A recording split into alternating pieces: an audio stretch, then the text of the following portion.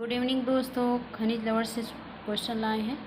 आज का टॉपिक है खनिज लवण, उससे क्वेश्चन बनाया गया है। चलते क्वेश्चन की ओर देखते हैं। खनिज लवण है क्या है? तो अकार्बनिक तत्व। संरचना के आधार पर खनिज लवण को कितने भागों में बांटा गया? तो 3 भागों में बांटा गया, स्वतंत्र, यौगिक और कार्बनिक। आगे क्वेश्चन है कैल्सिफिकेशन क्या है? तो कैल्शियम का जमना कैल्सिफिकेशन कहलाता है। मिल्क एल्कलाइन सिंड्रोम किसमें होता है? तो प्रौढ़ावस्था में होता है। ये कैल्शियम की मात्रा बढ़ जाती है। क्या है? इंडियोपैथिक हाइपर कैल्सीमिया किससे होता है? तो शिशुओं में होता है। कैल्शियम की अधिकता से होता है और आयरन की मात्रा कम हो जाती है। इसकी वजह से क्या होता है? शिशुओं में कैल्शियम की अधिकता से होता है। शिशुओं में कैल्शियम की अधिकता हो जाती है और इसमें आयरन की मात्रा कम हो जाती है। शरीर का कुल भाग कितना है? 100% है। तो खनिज लवण कितना है? खनिज लवण कितने हैं? 24 टाइप के हैं। और जो कुल भाग कितना है? 96% है। जैसे का प्रोटीन है, वसा है, कार्बोहाइड्रेट है, ये सब क्या मिलकर 96% है। और 4% क्या है? खनिज लवण है। तो खनिज लवण 2 भागों में बांटा है। कैल्शियम देखिए 2 भाग में है, तो कैल्शियम कितने परसेंट है? 2% है। फास्फोरस 1% है। तो इसको संबंधी एक कहा जा सकता है। बच्चों में कितने संबंधी कितने हैं? तो एक संबंधी 1 है। प्रौढ़ों में कितना? एक संबंधी 2 है। कैल्शियम बच्चों में कैल्शियम 1% पाया जाता है और फास्फोरस भी 1% पाया जाता है। लेकिन प्रौढ़ों में क्या होता है? कैल्शियम 1% फास्फोरस है, 2% कैल्शियम है। आगे चलते हैं क्वेश्चन की ओर। संरचना के आधार पर खनिज लवण कितने हैं? 3 है। स्वतंत्र, यौगिक और कार्बनिक यौगिक। स्वतंत्र के अंतर्गत calcium, phosphorus, cobalt, sodium, zinc लोहा है। और यौगिक में क्या है? 1+1 2 है। 2 स्वतंत्र यौगिक से मिलकर बनते हैं कैल्शियम प्लस फास्फोरस। और ये क्या है? कार्बनिक यौगिक क्या है? एक स्वतंत्र रहता है, दूसरा कार्बनिक तत्व से जुड़ा होता है। फास्फोलिपिड।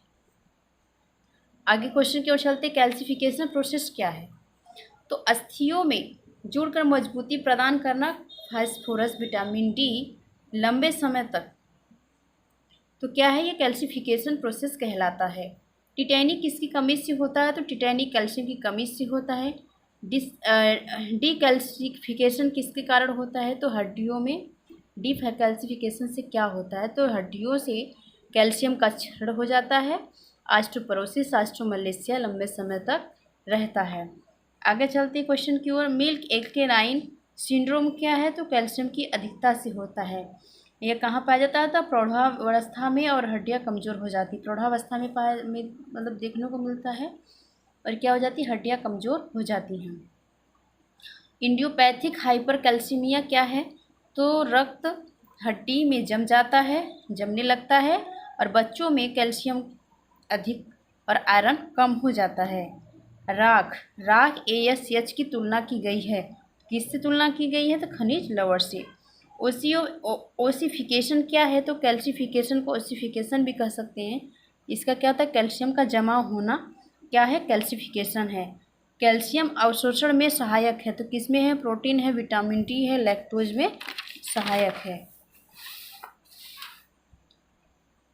आगे चलते क्वेश्चन की ओर। कैल्शियम के अवशोषण में बाधक तत्व है।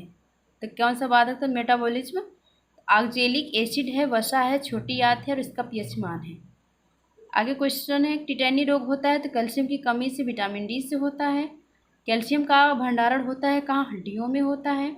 एक स्वस्थ व्यक्ति के शरीर में फास्फोरस की मात्रा कितनी होनी चाहिए? तो 400 से 700 mg होना चाहिए। एक प्रौढ़ व्यक्ति के रक्त सीरम में फास्फोरस की मात्रा कितनी उपस्थित होना है? तो 250 mg 100 ml पर 250 mg क्या होना चाहिए? उपस्थित होना चाहिए।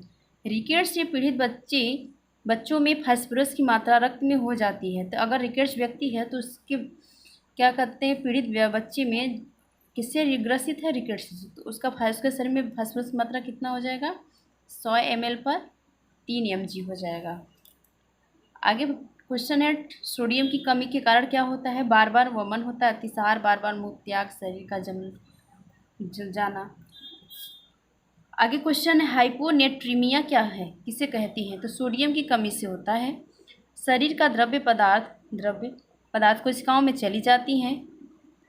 शरीर का द्रव पदार्थ कोशिकाओं में चली जाती हैं, जिससे शरीर में सूजन और शरीर फूल जाता है। सोडियम की मात्रा कम देनी चाहिए। तो क्यों कम देनी चाहिए? तो गुर्दे रोग, यकृत रोग, हृदय रोग जब हो जाते हैं तो इसमें क्या करना चाहिए? सोडियम की मात्रा कम देनी चाहिए। एक स्वस्थ व्यक्ति के शरीर में लोहा उपस्थित होता है तो 4 से 5 ग्राम। क्या होता है? एक स्वस्थ व्यक्ति के शरीर में लोहा उपस्थित होता है तो 4 से 5 ग्राम होना चाहिए। सामान्य हीमोग्लोबिन की मात्रा कितना होना चाहिए? तो पुरुषों में कितना होना चाहिए? 13.8 होना चाहिए, 13.8 से 17.5 तक। महिलाओं में 12.5 से लेकर 15.5 तक होना चाहिए। आगे क्वेश्चन की ओर चलती हैं। बी कैरोटीन को विटामिन ए में उपस्थित करता है तो कौन? आयरन। आयरन क्या करता है? यकृत में बी कैरोटीन विटामिन ए में उपस्थित करता है। आयरन की कमी से एनीमिया होता है तो माइक्रोसाइट्रिक एनीमिया होता है आयरन की कमी से।